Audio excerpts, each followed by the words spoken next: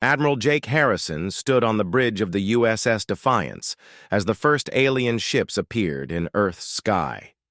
The massive vessels came out of nowhere, their dark hulls blocking out the stars as they moved into position above the planet.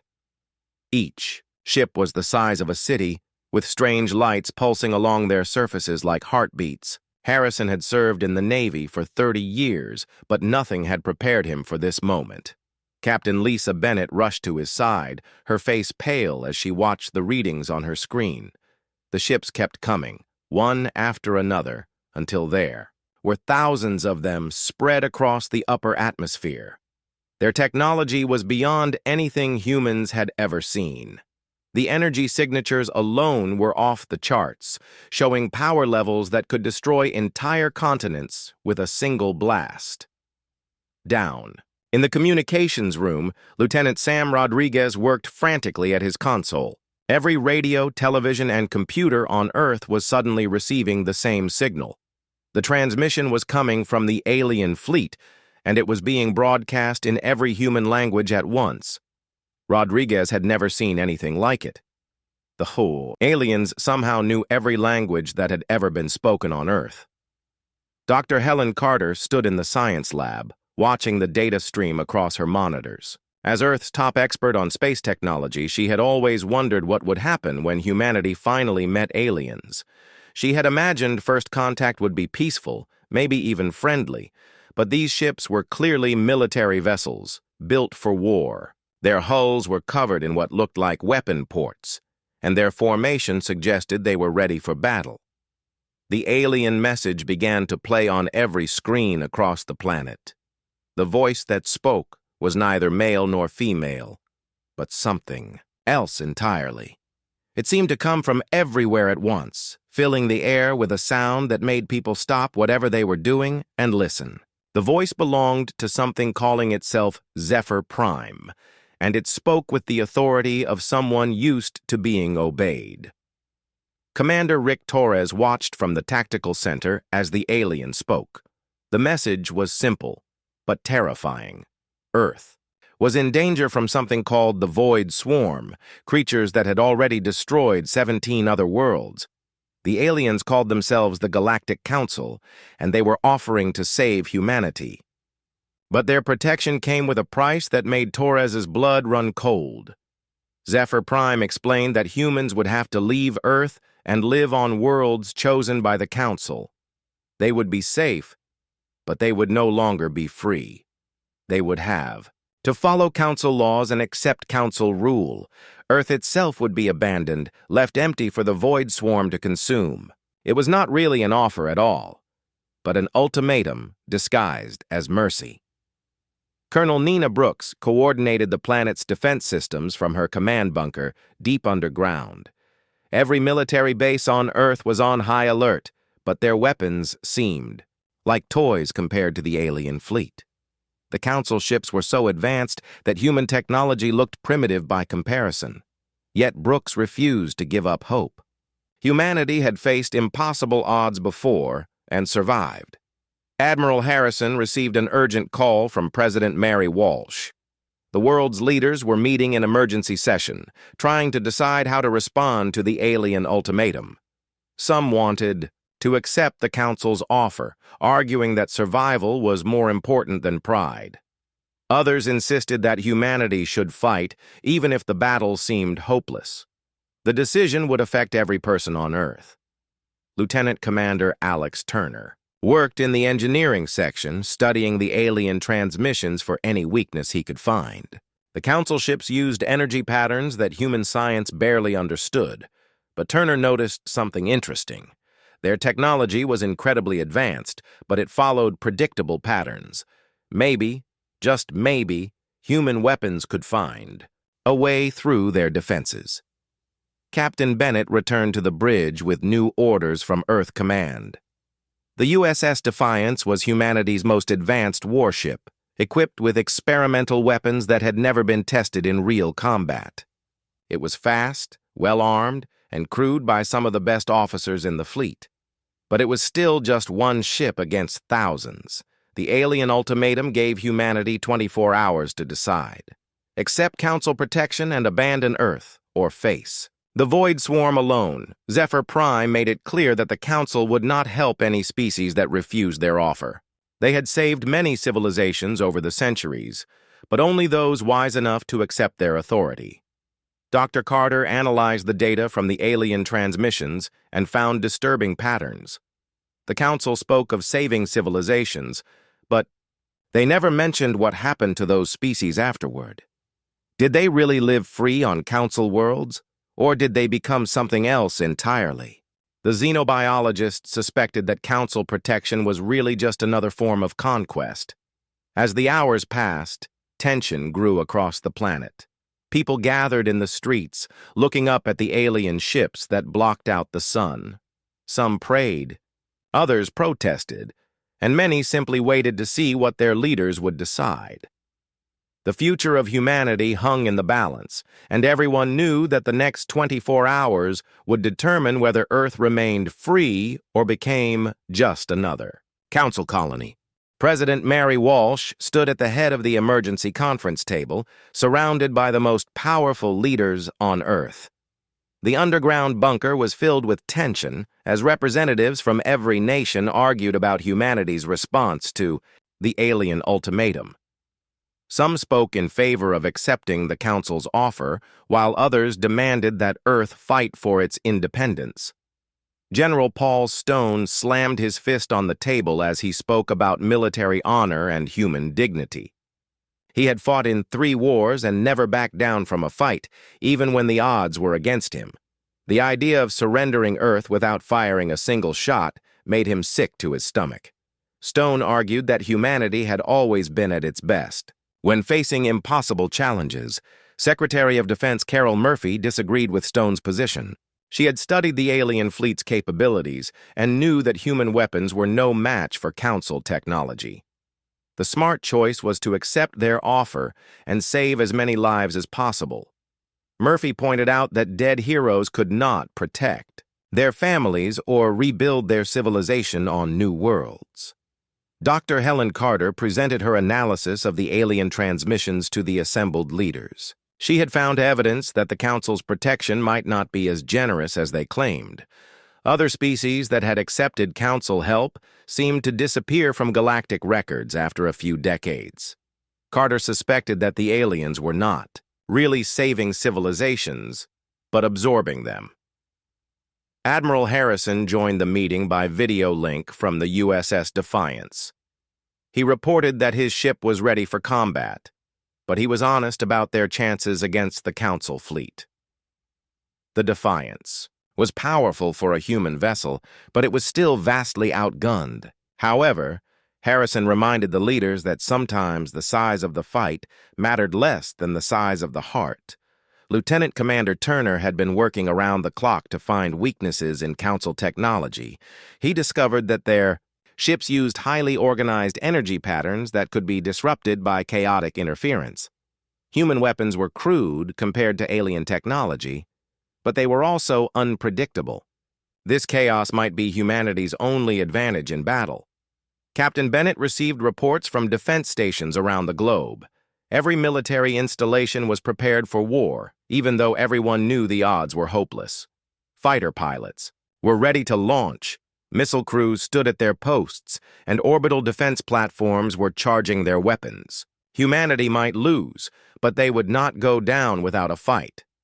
Colonel Brooks coordinated with resistance groups that were already forming in major cities. If the aliens invaded Earth, they would face not just the military, but millions of civilians who refused to surrender. Brooks had studied guerrilla warfare and knew that occupying a planet full of angry humans would be a nightmare for any invading force. Commander Torres analyzed the Council fleet's formation and noticed something important. The aliens had positioned their ships as if they were facing an organized military force. They seemed to expect traditional space combat with fleets fighting fleets. Torres realized that the Council might not know how to handle humanity's more creative approach to warfare. President Walsh called for a vote after 12 hours of debate. The choice was simple but terrible. Accept the Council's offer and abandon Earth, or reject their protection and face the Void Swarm alone. The vote was close, but in the end, the majority chose to fight. They would rather die as free humans than live as Council subjects. The President addressed the world from the bunker, her voice carried by every communication system that still functioned. She announced that humanity had chosen to reject the alien ultimatum. Earth would remain in human hands, no matter what the cost. Walsh promised that if humanity died, they would die fighting for their home. Dr. Carter worked with Turner to develop new weapons that might penetrate Council defenses. They had only hours to modify human technology using what they had learned from alien transmissions. The scientists knew they were probably wasting their time, but they refused to give up hope. Even a small chance was better than no chance at all. Admiral Harrison received his final orders from Earth Command. The USS Defiance would carry humanity's answer to the Council fleet. One ship against thousands, representing an entire species that refused to kneel. Harrison understood the symbolism of the mission. Win or lose, humanity would make its position clear to the galaxy. Captain Bennett prepared the crew for what would probably be their final mission. Every officer and enlisted person on the Defiance had volunteered to stay aboard when they learned about the plan. They could have transferred to other ships or taken leave, but they chose to stand with their admiral. Bennett was proud to serve. With such brave people, Lieutenant Rodriguez sent humanity's official response to the Council fleet. The message was short and direct. Earth rejected their offer of protection and demanded that the alien ships leave the solar system immediately. Humans would defend their homeworld with their own weapons and their own courage. The galaxy was about to learn what happened when humanity was cornered. Colonel Brooks watched as the Council ships began changing formation. The aliens seemed surprised by humanity's refusal, as if they had never encountered a species willing to face extinction rather than accept their rule. Brooks smiled grimly as she realized that the Council was about to get a lesson in human nature that they would never forget.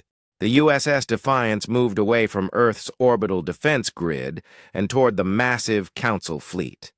Admiral Harrison stood on the bridge watching as his single ship approached thousands of alien vessels.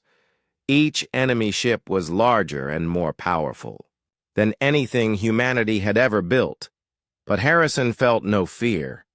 He was doing exactly what humans had always done when faced with impossible odds. Captain Bennett monitored the ship's systems as they prepared for battle. The Defiance was equipped with humanity's most advanced weapons, including experimental quantum torpedoes that had never been tested in combat. The ship's armor was strong, but Bennett knew it would not hold for long against Council firepower. Still, she was confident in her crew and their mission. Lieutenant Commander Turner made final adjustments to the ship's weapon systems. He had modified the targeting computers to exploit the weaknesses he had found in Council technology. The aliens used highly organized energy patterns that could be disrupted by chaotic interference. Human weapons were crude, but they were also unpredictable, and that might be enough. Dr. Carter worked in the science lab, analyzing the Council ships as they came within sensor range. The alien vessels were beautiful in their own way, with flowing lines and crystalline structures that seemed to grow rather than being built. But Carter also noticed that their designs followed mathematical patterns that left them vulnerable to certain types of attack. Admiral Harrison opened a communication channel to the Council fleet, broadcasting on all frequencies so that both Earth and the aliens could hear his words. His voice was calm and steady as he delivered humanity's final answer to the ultimatum. Harrison had practiced this speech many times, knowing that it might be the last thing he ever said. The Admiral's message was simple and direct. Humanity thanked the Council for their offer, but politely declined their protection. Earth was humanity's home, and they would not abandon it for anyone. Humans had always fought for their freedom, and they were not about to stop now. The galaxy was welcome to watch as one species showed what courage really meant. Zephyr Prime's response came quickly, the alien's voice filled with what sounded like confusion and anger. No species had ever rejected Council protection so decisively. The alien leader warned that humanity was choosing extinction over wisdom. The Council would not be responsible for what happened when the Void Swarm arrived to consume Earth. Captain Bennett coordinated the ship's defensive systems as Council vessels began powering their weapons. The alien ships moved with perfect precision, their formation shifting like a living thing. Bennett had studied their tactics and knew that the Council preferred overwhelming force to end battles quickly. They were not used to fighting enemies who refused to surrender. Commander Torres identified the Council flagship through its energy signature. The massive vessel was the size of a small moon, bristling with weapons that could crack planets. Torres knew that if humanity was going to make a statement, it should be aimed at the alien command structure. Taking out the flagship might not win the war, but it would certainly get the Council's attention. Lieutenant Rodriguez monitored communications between the Council ships as they prepared to attack. The aliens seemed puzzled by humanity's refusal to retreat or negotiate. They had expected the single human ship to either flee or try to buy time with diplomacy. Instead, the Defiance was moving directly toward the center of their formation. Dr. Carter detected strange energy readings from the Council ships as they charged their weapons. The aliens were being careful not to use their most destructive weapons, probably because they still hoped to capture Earth intact. This restraint might give humanity a small advantage, but Carter knew it would not last long if the battle went badly. Admiral Harrison gave the order to attack as the Defiance entered weapons range. The ship's quantum torpedoes streaked toward the Council flagship, their chaotic energy signatures confusing the alien targeting systems. Harrison watched the tactical display, knowing that the next few seconds would determine whether humanity lived or died as a free species. The Council fleet opened fire at the same moment, thousands of energy beams converging on the single human ship. Captain Bennett felt the Defiance shake as alien weapons struck their shields, but the defensive systems held longer than anyone had expected. Turner's modifications were working, dispersing the organized alien energy in ways the Council had not anticipated. Lieutenant Commander Turner watched in amazement as the Defiance's return fire found its target. The quantum torpedoes phased through the Council flagship's shields as if they were not there, striking the alien hull with devastating effect. The explosion that followed sent shock waves through the entire Council formation, proving that human weapons could hurt their enemies. Commander Torres reported that several Council ships were pulling back from the battle line. The aliens seemed shocked that a primitive human vessel had managed to damage their flagship. Torres realized that the Council had grown soft after centuries of easy victories. They had forgotten what it meant to fight an enemy that refused to give up. Colonel Brooks watched the battle from Earth's surface, coordinating the planet's defense systems in case the Council fleet broke through. She could see the explosions in space through telescopes, tiny flashes of light that represented the fate of her entire species. Brooks had never been more proud to be human than she was at that moment. Dr. Carter detected something new on her. Sensors as the battle continued. Ships were approaching from deep space, moving faster than anything she had ever seen. The scientist's blood ran cold as she realized what was happening. The Void Swarm was arriving early, drawn by the energy signatures of the battle. Humanity was about to face not one enemy but two. The void swarm emerged from hyperspace like a plague of mechanical locusts, their biomechanical ships darkening the space around Earth. Admiral Harrison found himself in an impossible situation, fighting the Council fleet while an even greater threat approached from behind. The swarm ships were unlike anything he had ever seen, organic curves mixed with mechanical parts in designs that hurt to look at. Dr. Carter analyzed the new arrivals and felt her heart sink. The void swarm lived up to its terrible reputation, with ships that seemed to absorb light itself. Their hulls were covered in what looked like living metal, constantly shifting and changing shape. These creatures had destroyed 17 civilizations, and now they were coming for Earth. Captain Bennett watched the tactical display as the swarm ships moved with frightening speed toward the battle. There were hundreds of them, each one radiating, an aura of hunger that made her skin crawl. The Council had warned that these creatures consumed everything in their path, leaving nothing but empty space behind. Lieutenant Commander Turner tried to scan the swarm vessels, but his instruments could barely penetrate their strange hulls. The ships seemed to exist partially outside normal space, phasing in and out of reality like ghosts. Turner realized that human weapons might not even be able to hit these creatures, let alone damage them. Commander Torres received an unexpected transmission from the Council flagship.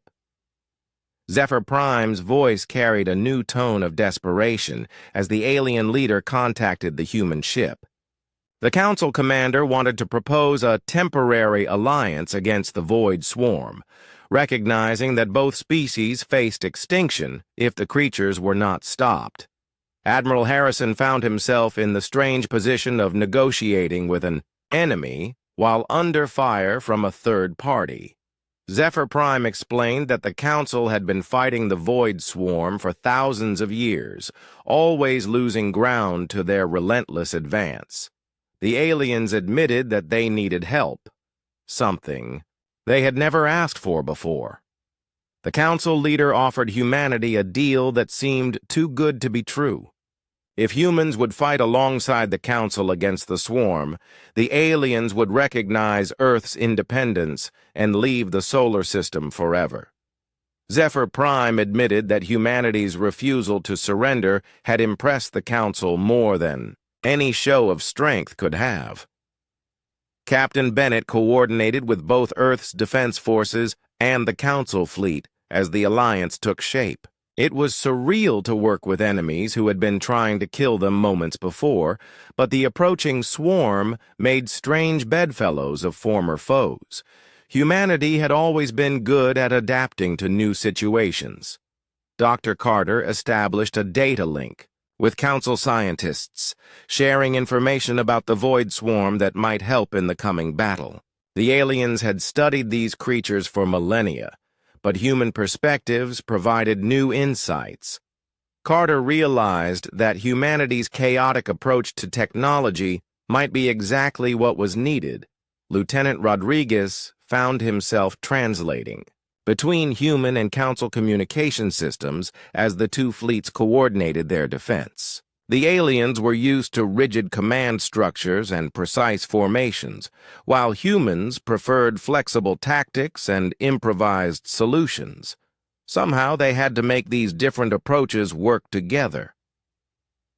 The Void Swarm reached the edge of the battle zone and began their attack without warning or communication.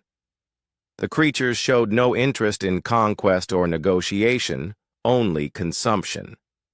Their ships moved like living things, flowing around obstacles and striking from unexpected angles. This was warfare unlike anything humans or the Council had ever faced. Commander Torres watched in horror as the first swarm ships engaged the outer edge of the Council formation. The alien vessels simply dissolved under the creatures' weapons. Their matter converted into energy that the swarm ships absorbed. Torres realized that these creatures did not just destroy their enemies, they fed on them. Admiral Harrison ordered the Defiance to take point in the combined formation, using humanity's unpredictable tactics to probe the swarm's defenses. The human ship's quantum torpedoes seemed to affect the creatures differently than Council weapons, causing them actual pain rather than just damage. Harrison began to hope that the alliance might actually work. Captain Bennett coordinated the combined fleet's movements as they engaged the swarm in earnest. Human fighters provided reconnaissance, while Council ships delivered heavy firepower. The aliens had the raw power needed to hurt the creatures, while humans had the tactical flexibility to exploit weaknesses. Lieutenant Commander Turner discovered that the swarm ships had trouble adapting to constantly changing attack patterns. The creatures were used to fighting enemies who followed logical tactical doctrines, not humans who made up new strategies as they went along. Turner began modifying weapon frequencies in real time, keeping the swarm off balance. Dr. Carter noticed something important about the way swarm ships moved. They were not individual vessels but parts of a larger organism, like cells in a body. If the combined fleet could find and destroy the creature's brain, the entire swarm might collapse. Carter began searching for the central command ship among the chaos of battle. Colonel Brooks coordinated Earth's orbital defenses with the space battle, providing long-range fire support when possible. She watched human and alien ships fighting side by side against a common enemy, something that would have been impossible to imagine just hours before. Brooks realized that humanity had not just survived first contact, they had turned it into an alliance. The battle raged across the solar system as 3 different species fought for survival.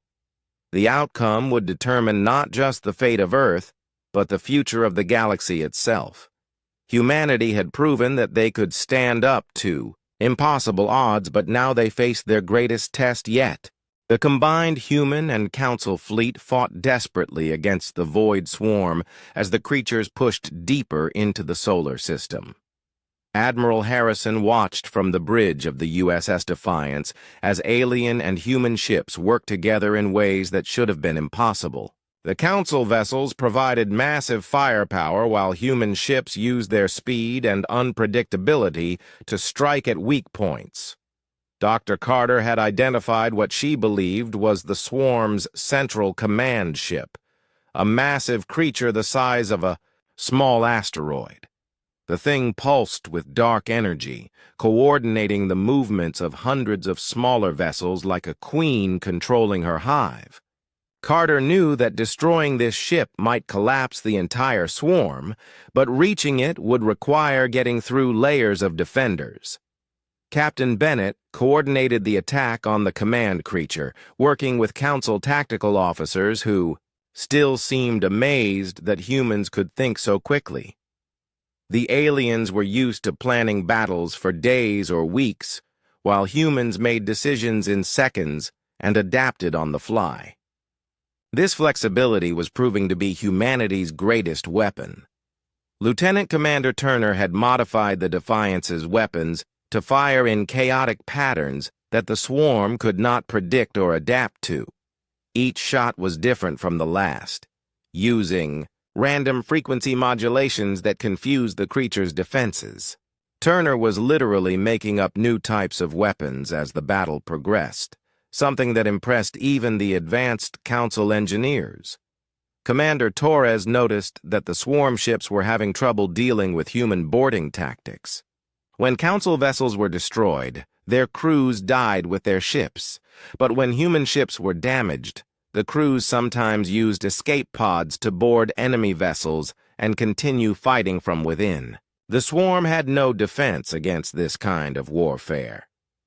Zephyr Prime worked directly with Admiral Harrison to coordinate the final assault on the command creature. The alien leader had never imagined fighting alongside a species he had tried to conquered just hours before, but the crisis had changed everything. The Council commander found himself respecting human courage and tactical creativity. Colonel Brooks launched every missile and torpedo that Earth could spare, targeting swarm ships that were trying to break through toward the planet's surface. The orbital defense platforms were taking heavy damage, but they held the line while the main battle raged in deep space. Brooks knew that if the fleet failed, Earth's ground defenses would be humanity's last hope. Lieutenant Rodriguez intercepted swarm communications and made a disturbing discovery. The creatures were not just trying to destroy the defenders, they were trying to consume Earth itself. The planet's biosphere would provide enough energy to fuel the swarm for their next conquest. Rodriguez realized that this battle was literally about the survival of all life on Earth. Dr. Carter worked with Council scientists to develop new weapons that could penetrate the command creature's defenses. The aliens had technology that humans could barely understand, but human creativity provided insights that the Council had never considered. Together, they created weapons that neither species could have built alone. Captain Bennett led the USS Defiance on a desperate charge toward the swarm command ship, followed by a mixed formation of human and Council vessels. The creature's defenders swarmed around them like angry wasps, but the combined fleet pushed through with determination that surprised even themselves. Bennett had never been more proud to be human. Admiral Harrison gave the order for the final assault as the fleet reached the command creature. Every weapon fired at once, human quantum torpedoes and Council energy beams converging on the massive target. The creature's shields flared and sparked under the concentrated attack, but still it held. Harrison realized they would need something more to finish the job. Lieutenant Commander Turner had one last desperate idea. He began overloading the Defiance's reactor, turning the entire ship into a massive bomb. Turner knew this would probably kill everyone aboard, but it might be the only way to destroy the command creature and save Earth. He looked around at his crewmates and saw the same determination in their eyes. Commander Torres detected a weakness in the creature's defenses just as Turner was preparing his sacrifice. The swarm ship's shields had a gap near its base, probably where it absorbed energy from destroyed vessels. Torres quickly transmitted the coordinates to every ship in the fleet, giving them one last chance for victory. Dr. Carter watched as Council ships moved to protect the USS Defiance from the creature's counterattack. The aliens were sacrificing themselves to give humanity a chance to strike the killing blow. Carter realized that the Council had learned something important about courage from their human allies, something they had forgotten during their long dominance of the galaxy. Captain Bennett fired the ship's remaining weapons through the gap in the creature's shields, targeting what looked like organic control centers deep within its hull. The explosions that followed rippled through the massive ship like a virus, spreading destruction faster than the creature could repair itself. Bennett felt the Defiance shake as the command ship began to die. The swarm command creature's death scream echoed across space in frequencies that human ears could not hear but human hearts could feel. The smaller swarm ships began to drift aimlessly as their controlling intelligence collapsed. One by one, they powered down and became nothing more than floating debris. The battle was over, and somehow, impossibly, the defenders had won. Admiral Harrison stood on his damaged bridge, looking out at a fleet of Council ships that now regarded humanity as equals rather than primitives. The aliens had learned that true strength came not from superior technology, but from the courage to fight for what mattered most. Earth was safe, and humanity had earned its place among the stars. The silence after the battle was deafening. Admiral Harrison stood on the bridge of the USS Defiance, watching as the last of the Void swarm ships drifted lifeless through space. The massive command creature that had coordinated their attack was now nothing more than a cooling hulk, its organic systems shut down forever. Around them, human and council ships floated among the debris, their crews stunned by what they had accomplished. Captain Bennett walked through the damaged corridors of the Defiance, checking on her crew and assessing the ship's condition. They had taken heavy damage during the battle, with several sections sealed off due to hull breaches. But the ship was still intact, still flying, and most importantly, still free.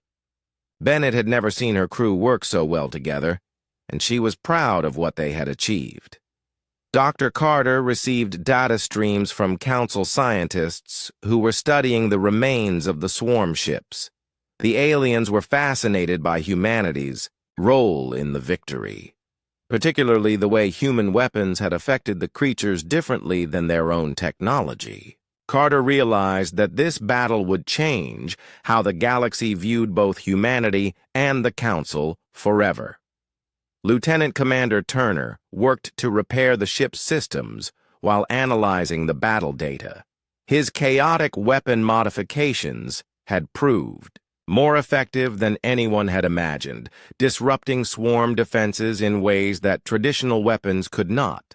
Turner began to understand that humanity's greatest strength was not their technology, but their ability to think outside established patterns.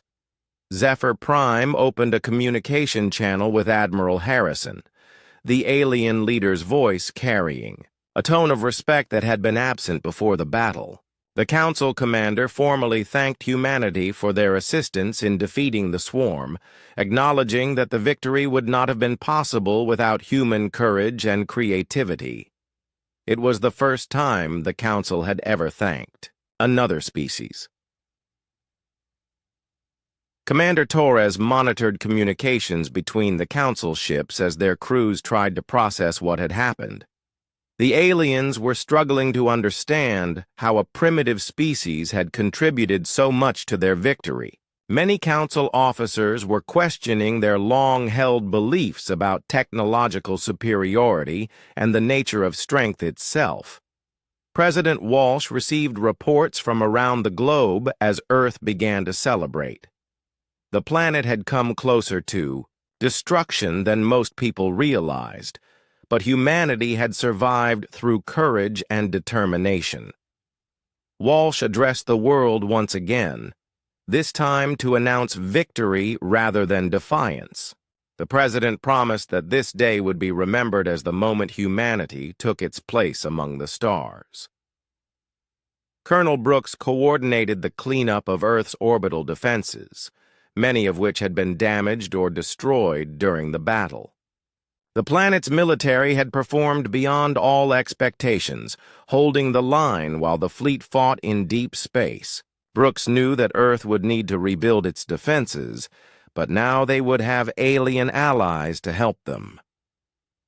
Dr. Carter established permanent communication links with Council scientists who wanted to continue studying human technology and tactics. The aliens were particularly interested in humanity's approach to problem-solving, which seemed to produce solutions that their own logical methods missed. Carter realized that cultural exchange would benefit both species enormously. Lieutenant Rodriguez processed the first official diplomatic messages between Earth and the Galactic Council. The aliens were offering humanity full membership in their organization, with Earth recognized as an independent world under its own government. It was an unprecedented offer that would give humanity access to advanced technology and galactic trade networks. Admiral Harrison received new orders from Earth Command as the immediate crisis passed. The USS Defiance would escort a Council delegation to Earth for formal negotiations about humanity's future in the galaxy. Harrison understood the historical importance of this mission, knowing that he was helping to shape humanity's destiny among the stars. Captain Bennett worked with Council engineers to repair the Defiance using alien technology that human science could barely comprehend. The aliens shared their knowledge freely, treating human engineers as equals rather than primitives. Bennett watched in amazement as systems that had been destroyed were rebuilt with capabilities far beyond their original specifications. Lieutenant.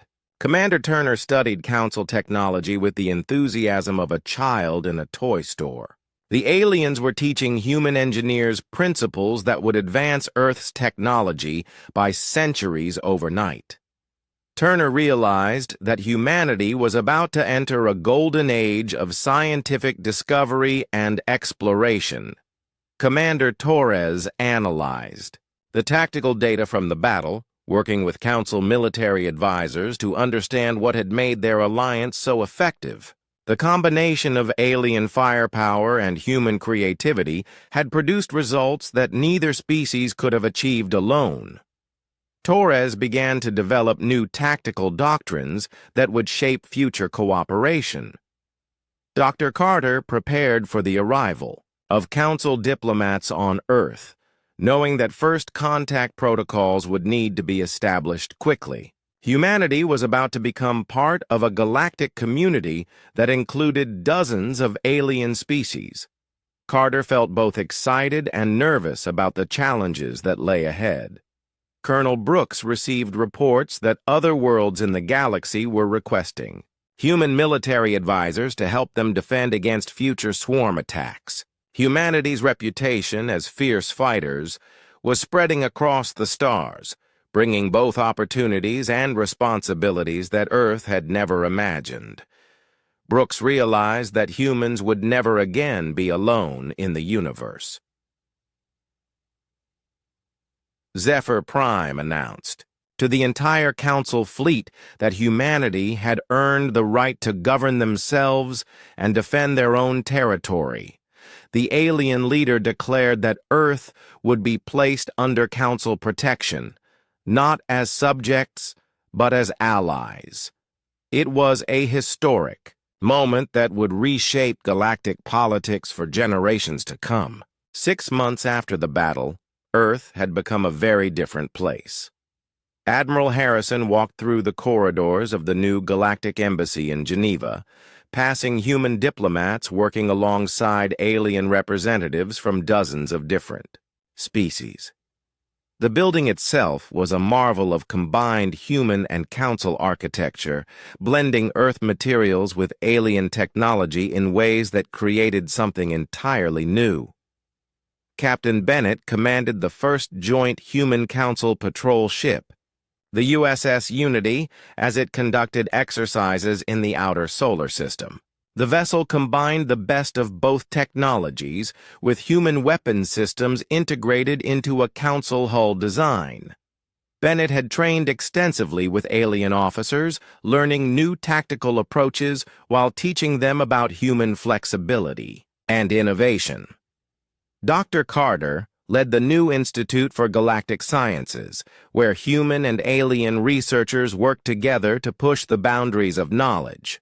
The facility housed laboratories that would have been impossible to imagine just months ago, with equipment that could manipulate matter at the quantum level and sensors that could detect life forms across entire star systems. Carter felt like she was living in a science fiction novel.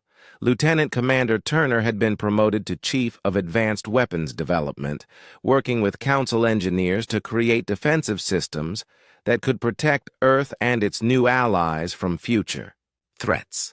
The combination of human creativity and alien technology was producing weapons that neither species could have imagined alone. Turner spent his days designing solutions to problems that had not existed before first contact. President Walsh signed the Galactic Cooperation Treaty in a ceremony broadcast across dozens of worlds. The agreement established Earth as an independent member of the galactic community, with full rights to govern its own affairs while contributing to the common defense. Walsh knew that this treaty would shape humanity's future for centuries to come. Commander Torres ran the new Joint Tactical Command Center, where human and alien military officers planned defense strategies for the entire sector. The center operated around the clock, monitoring for signs of new swarm activity while coordinating patrols across multiple star systems. Torres had become one of the galaxy's leading experts on anti-swarm tactics.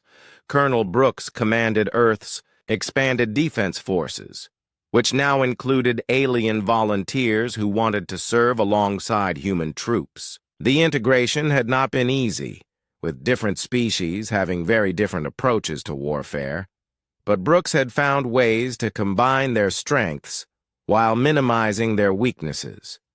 Earth was now one of the most heavily defended worlds in the galaxy. Dr. Carter received daily reports from exploration teams that were mapping previously unknown regions of space. Human curiosity and alien technology made for powerful combinations, leading to discoveries that advanced galactic knowledge by centuries. Carter often wondered what other wonders were waiting to be found among the stars. Lieutenant Rodriguez managed the communications network that connected Earth to the rest of the galaxy. Every day brought new contacts with alien civilizations, trade opportunities, and requests for assistance. Rodriguez had become fluent in 17 different alien languages and was working on mastering several more. The galaxy was larger and more diverse than anyone had imagined. Admiral Harrison received regular updates from human ships that were now serving throughout the galaxy. Earth vessels had become highly sought after by alien governments who wanted access to human tactical expertise. Harrison was proud to see his people making their mark among the stars, but he also worried about keeping Earth's own defenses strong. Captain Bennett trained new crews for the expanding fleet of Joint Human Council vessels. Each ship was unique, designed for specific missions that required both species to work together. Bennett had learned that the key to successful cooperation was understanding that different approaches could be equally valid, even when they seemed contradictory. Lieutenant Commander Turner tested new defensive technologies that could protect entire star systems from swarm attacks. His latest creation was a network of automated defense platforms that could adapt their tactics in real time, learning from each encounter to become more effective. Turner hoped that these systems would prevent other worlds from suffering the fate that had befallen so many civilizations. Commander Torres received intelligence reports about swarm activity in distant sectors of the galaxy. The creatures had not been completely destroyed, and new swarms were still emerging from unknown regions of space. Torres worked with alien intelligence services to develop early warning systems that could detect swarm movements before they reached populated worlds. Dr. Carter published papers on human-alien cooperation that were studied throughout the galaxy. Her research had shown that diversity of thought and approach was a powerful weapon against enemies who expected logical, predictable responses. Carter believed that humanity's greatest contribution to galactic civilization would be teaching other species to think differently. Colonel Brooks established training programs where human soldiers taught alien troops about guerrilla warfare and unconventional tactics. Many alien military commanders had been impressed by humanity's refusal to surrender even when facing impossible odds. Brooks found that courage was a universal language that transcended species boundaries. President Walsh announced plans for humanity's first colony ship, which would establish human settlements on worlds throughout the galaxy. The ship would carry volunteers who wanted to explore new frontiers while maintaining ties to Earth. Walsh believed that spreading humanity among the stars would ensure that no single disaster could ever threaten the entire species again. Admiral Harrison stood on. the observation deck of the Galactic Embassy, looking up at stars that no longer seemed impossibly distant. Ships from dozens of worlds moved through Earth's space lanes, bringing trade goods, knowledge, and new friendships. Harrison realized that humanity had not just survived first contact, they had transformed the galaxy through their willingness to fight for their freedom and then extend that same freedom to others. 5 years had passed since the USS Defiance made its legendary stand against the Galactic Council fleet. Admiral Harrison, now in his 70s, stood before a massive monument in the center of Geneva that commemorated the battle. The structure was made from metal, salvaged from both human and alien ships that had fought together against the Void Swarm. Children from dozens of different species played around its base, speaking a mixture of human and alien languages as they reenacted the famous battle. Captain Bennett had been promoted to admiral and now commanded the Terran Defense Fleet, a force that included ships from across the galaxy.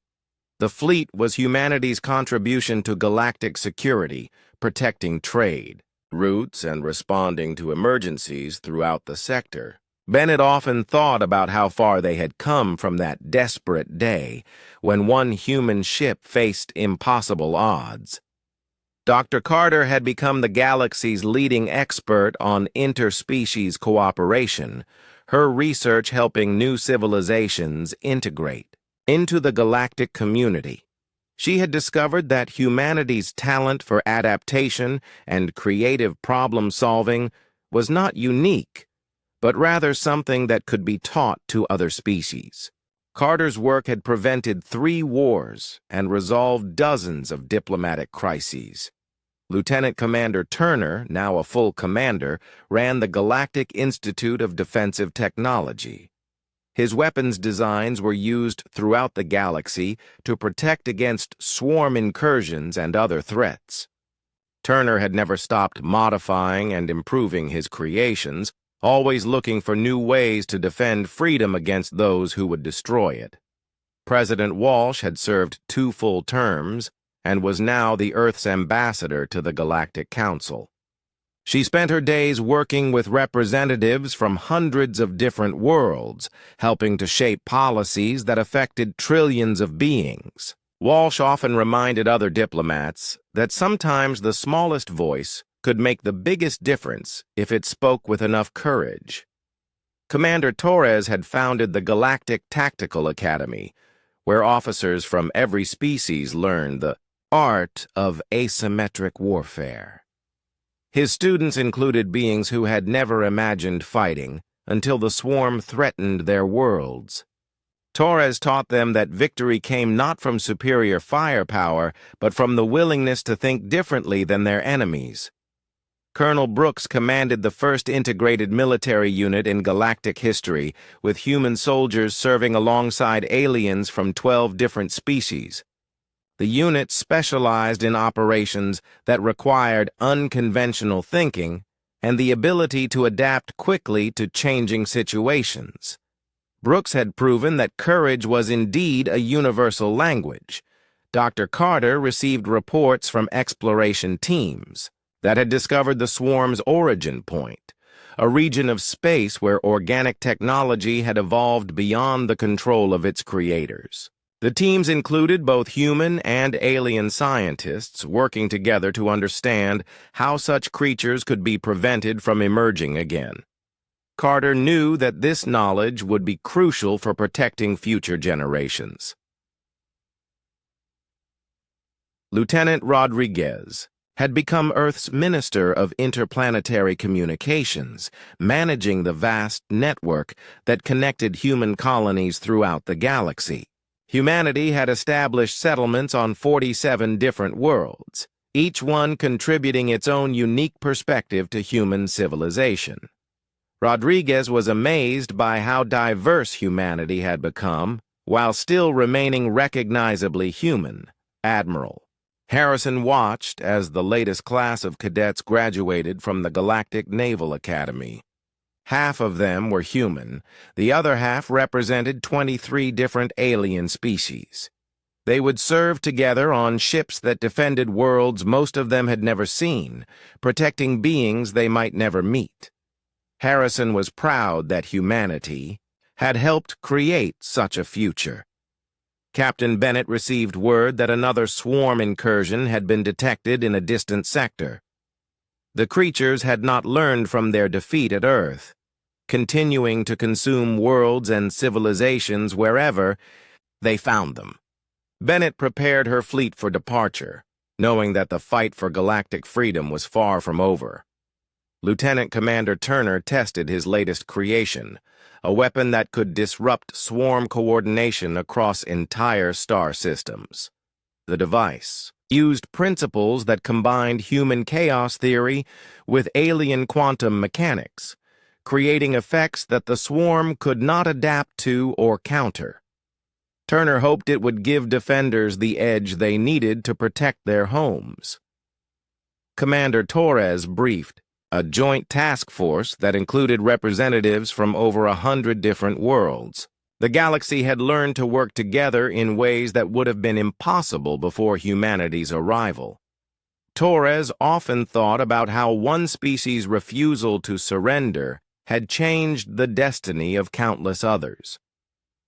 Dr. Carter published her final research paper on the transformation of galactic civilization since humanity's first contact. The paper documented how human values of freedom, determination, and creative thinking had spread throughout the galaxy, inspiring other species to question their own assumptions about power and authority.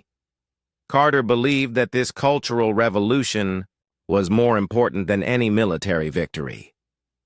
Colonel Brooks trained the next generation of military leaders, teaching them that the strongest defense was a population that refused to give up hope. She had seen too many worlds fall because their people lost the will to fight. Brooks made sure her students understood that freedom was not something that could be given or taken away, but something that had to be defended every single day. President Walsh addressed the Galactic Assembly on the 5th anniversary of Earth's admission to the Council. She spoke about how one world's decision to stand alone had ultimately brought the galaxy together. Walsh reminded the assembled representatives that the greatest threats to freedom came not from external enemies, but from the willingness to surrender in the face of overwhelming odds.